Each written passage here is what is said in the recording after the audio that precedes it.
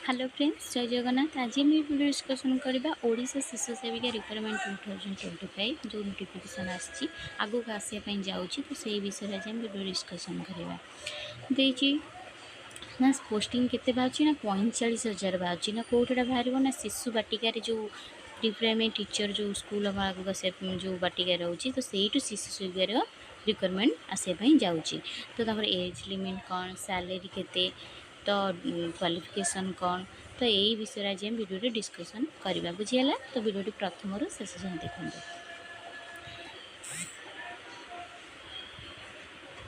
देखते नियोजित हेब शिशु सेविका, नियोजित हेब शिशु सेविका राज्य शिशु बाटिकार नियोजित हे शिशु सेविका।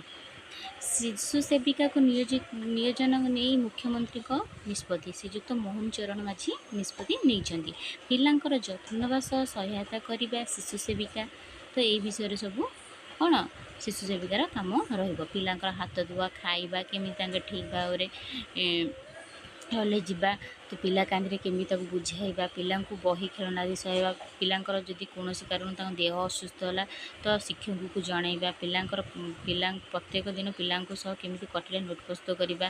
तो से विषय सब जहाँ भी पिला प्रोब्लेम कि कौन है से विषय शिक्षक को जनइबा, आर ठीक भाव में केमी केयर ना, सब यही कम शिशु सेविकार रोचे बुझीगला। Organization name OCD department government of Odisha OCPA रु हाँ आसी। टाइप ऑफ जॉब कौन रोचे ना परमानेंट रोचे।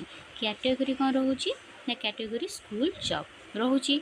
नेम ऑफ द पोस्ट शिशु सेविका बुझीगला, शिशु सेविका रोचे।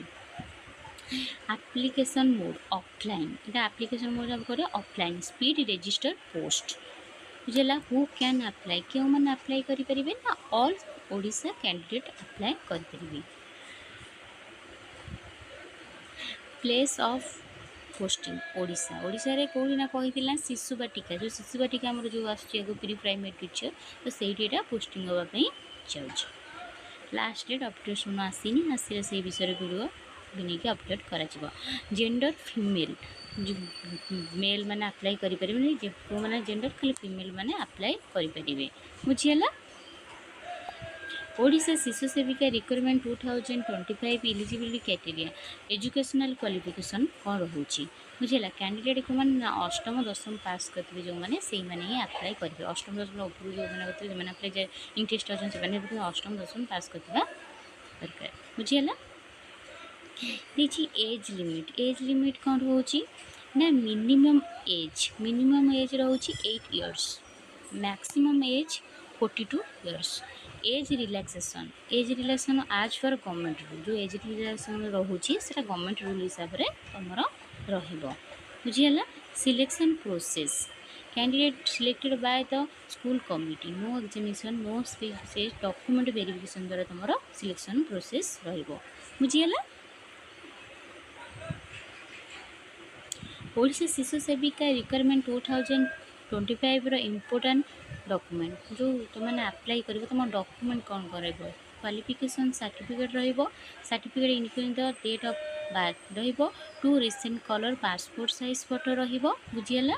Cast certificate in if any experience certificate, तुम शिशु सेविका अप्लाई करने जाऊँ जदि कौन आउ कौटी तुम जॉब कर पूर्व, तो से एक्सपीरियंस ये मेंशन कर बुझीगला।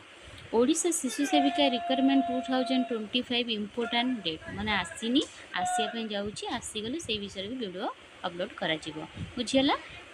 जदि वीडियो निहाती भल लगे तो लाइक शेयर सब्सक्राइब करेंगे। जय जगन्नाथ।